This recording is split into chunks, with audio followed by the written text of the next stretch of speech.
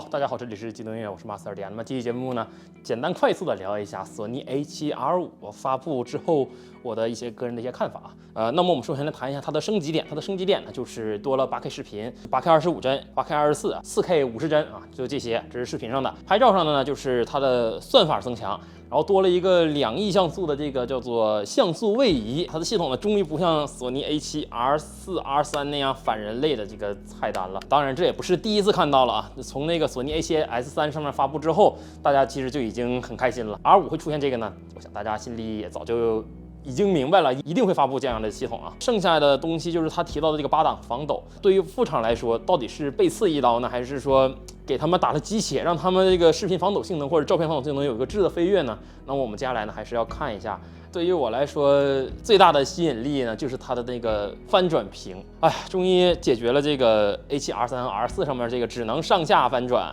然后呢，还解决了这个索尼 A7S3 呢，它翻过来之后，旁边的这个线会挡到这屏幕，导致这个屏幕不能翻转的这个问题。尤其上了 L 版之后，这个问题会愈发的严重啊。剩下的东西呢，对于我来说就没有太大吸引力了。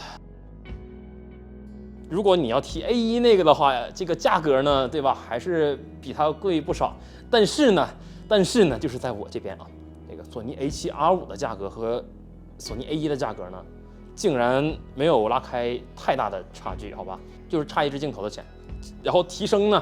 就是你有 4K120，你有30张每秒的连拍，还有无闪烁的这个电子快门啊。那这个呢，相比于你再多次数的机械快门使用，你依旧是有寿命的嘛。而电子快门的话，只要机械快门不动，那么寿命几乎就是接近于无限的，你可以一直拍啊，拍到你相机可能 CMOS 老化了，哎，它才会那什么，绝对不会因为说你快门帘儿到手了，然后之后，哎，你去换快门什么，这个事儿呢就不存在了，这寿命呢就有一个质的飞跃了，好吗 ？A7R5 上呢拍照的这个寿命呢依旧是没有质的飞跃，好吧？索尼 A7R5 的 8K 25帧呢是10比特420，刀法多么的精准啊 ！A1 是10比特422，现在。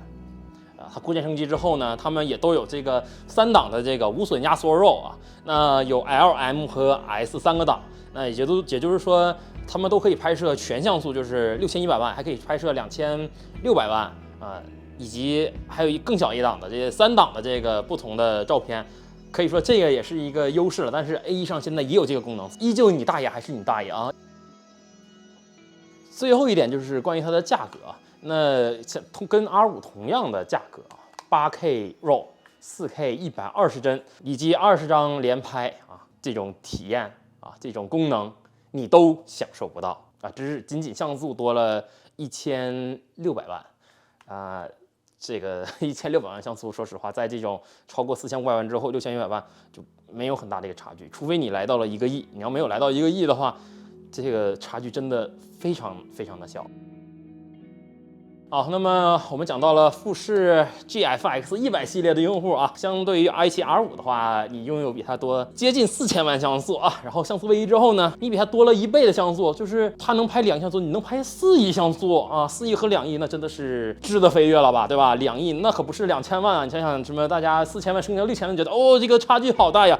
那2亿和4亿这个差距，你自己算一下有多少个2000万？是不是10个2000万像素呢？关于高感的事情啊，这个说句实话，我看到他们的样片啊，它的这个高感3200之后呢，和6400基本就是它的这个画质就是比较极限的地方，12800噪点就非常多。